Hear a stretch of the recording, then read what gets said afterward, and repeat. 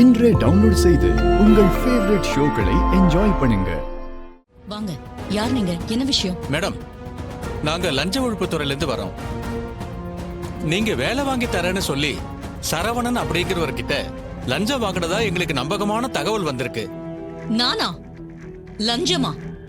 Nonsense sir. நான் யாரு, எனக்கு எவ்வளவு சொத்து இருக்குன்னு இந்த ஏரியால எல்லாருக்குமே தெரியும். நான் எதுக்கு இந்த அசிங்கத்தை செய்யணும்? இருக்கட்டும் மேடம், பட் நீங்க பணமா வாங்காம லஞ்சத்தை கோல்டு காயினா வாங்கியிருக்கிறதா எங்களுக்கு தகவல் வந்திருக்கு மேடம். இது எங்க டியூட்டி, நாங்க செக் பண்ணி ஆகணும். ப்ளீஸ் கோஆபரேட் பண்ணுங்க. தாராளமா செக் பண்ணிக்கோங்க.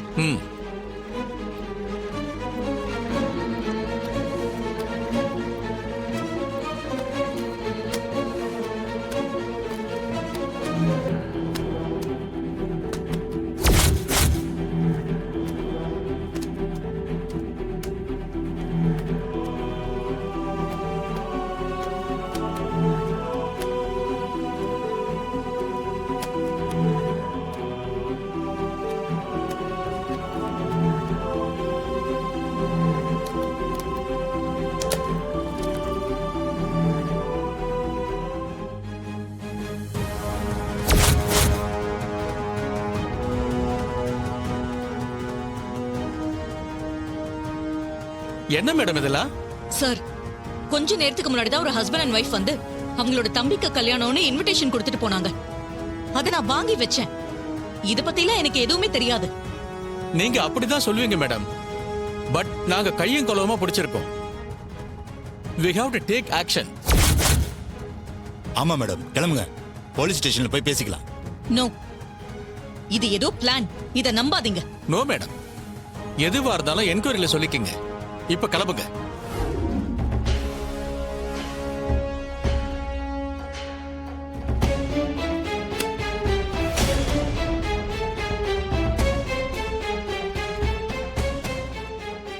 என்ன மருமவளே, நாம போட்ட திட்டம் சக்சஸ் தானே?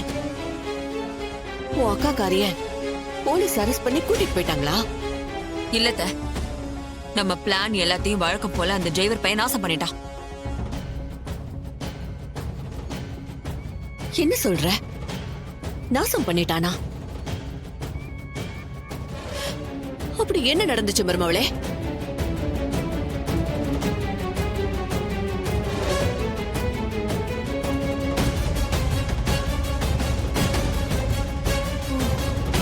சித்தப்பா, நாம என்ன ஐடியா பண்ணாலும் அதை எப்படிதான் முறியடிக்கிறான்னு சுத்தமா தெரிய மாட்டேங்குது. நமக்கு பின்னாடி எதுவும் உளவாளிங்க இருக்காங்களான்னு ஒண்ணுமே தெரியலையே. கோல்டு காயின்ஸ அவன் எப்படி மாத்தி வச்சிருப்பான்? நம்ம திட்டம் அவனுக்கு எப்படி தெரிஞ்சிருக்கும்? அதான் எனக்கு ஒண்ணும் புரியல. எப்படியோ விஷயத்தை தெரிஞ்சுக்கிட்டு கோல்ட் காயினை தூக்கி போட்டு சாதாரண சாக்லேட்டா மாத்தி வச்சிருக்கான். என் அக்கா காரிய வசமா மாட்ட விட்டுட்டோமேன்னு ரொம்ப சந்தோஷத்துல இருந்தேன். ஆனா கொஞ்ச நேரத்துல எல்லாத்தையுமே தவிடுபடி ஆக்கிட்டான். அதை நினைச்சாதான் எனக்கு அசிங்கமா இருக்குத. மருமவளே, நீ அந்த புருஷன் பொண்டாட்டியா நடிச்சவங்க கிட்ட பேசிக்கிட்டு இருந்தத யாராவது பாத்துருப்பாங்களோ? இல்லத்த, அப்படியெல்லாம் நடந்திருக்க வாய்ப்பே இல்ல.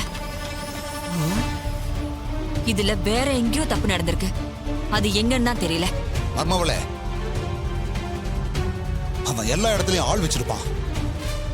ஏன் அவனுக்கு இங்க கூட தகவல் சொல்றதுக்கு ஆள் இருந்தாலும் இருக்கலாம். இருக்கலாம் சித்தப்பா, அவன் தான் பெரிய பணக்காரனாச்சே. எல்லா இடத்துலயும் கண்டிப்பா ஆளுங்களை வச்சிருப்பான். இதுல தோத்துட்டோமேன்னு நாம முடங்கிடக்கூடாது. அடுத்து அவனை என்ன பண்ணலான்னு யோசிச்சுக்கிட்டே தான் இருக்கணும்.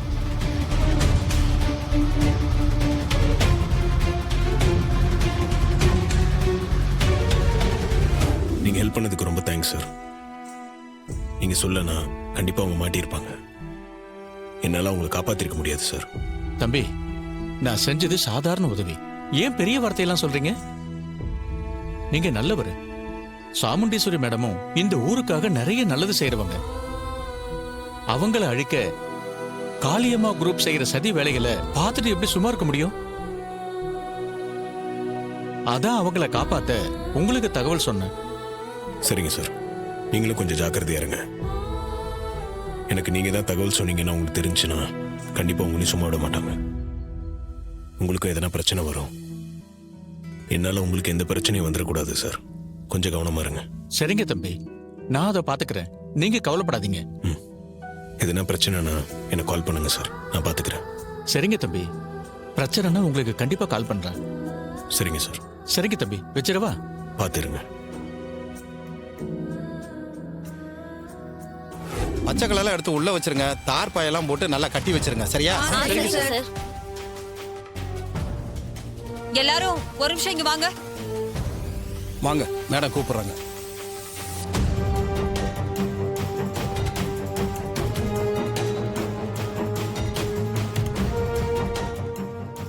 சொல்லுங்க மேடம்.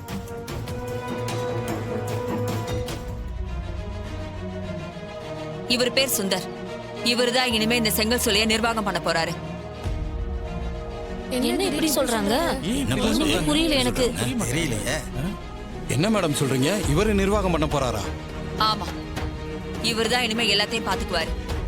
இவர் சொல்றபடிதான் நீங்க எல்லாரும் கேட்டு நடந்துக்கணும். மேடம், ராஜா சார் தான் இதெல்லாம் பாத்துக்கிட்டு இருந்தாரு. நீங்க திடீர்னு இவரு நிர்வாகம் பாப்பாருன்னு சொன்னா இதை எப்படி நாங்க ஏத்துக்க முடியும்? இங்க பாருங்க, அவனை அக்கா வீட்டை விட்டு அனுப்பிட்டாங்க. அவன் இனிமே இங்க வரமாட்டான். அவனை பதவியில இருந்தே தூக்கியாச்சு. இனிமே அவனுக்கு நீங்க கொடியெல்லாம் பிடிக்காம இவர்தான் இனிமே நிர்வாகம் பண்ண போறாரு. இவரை பாத்துக்கோங்க. ராஜா சார் இங்க வந்த பிறகுதான் எல்லாமே ஒழுங்கா நடக்குது. அவர் வந்த பிறகுதான் தொழிலாளிங்க பிரச்சனையை பூரா தீர்த்து வச்சாரு. கம்பெனி 2 மடங்கு லாபத்துல வந்தது.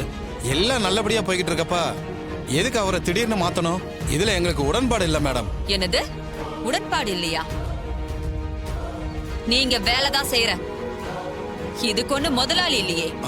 அதுக்கு இல்ல மேடம், நான் வந்து என்ன சொல்றேன்னா, என்ன எல்லாரும் வந்திருக்கீங்க? என்ன விஷயம்? மேடம் உங்ககிட்ட ஒரு முக்கியமான விஷயம் கேட்டு போலான்னு வந்தோம். இனிமே ராஜா சார் கம்பெனிக்கு வர போறது இல்லையா மேடம்? யார் சொன்னது? சந்திரா மேடம் தான் சொன்னாங்க மேடம்.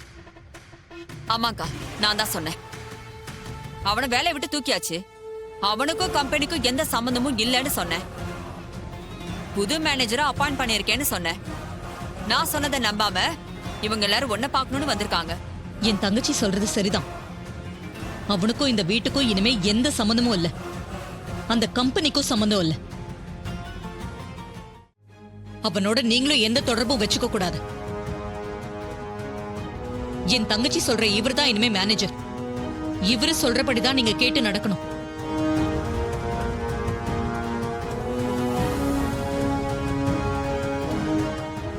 மேடம் உங்களை எதிர்த்து பேசுறேன்னு தப்பா நினைச்சுக்காதீங்க மேடம். ராஜா சார் தான் இந்த கம்பெனியில உள்ள நிர்வாகத்தை நல்லா பாத்துக்கிட்டாரு. உங்களுக்குள்ள ஏகப்பட்ட பிரச்சனை இருக்கலாம். அதுக்காக ராஜா சாரை நீங்க கம்பெனியை விட்டு தூக்குறது அவ்வளவா நல்லது இல்லை மேடம்.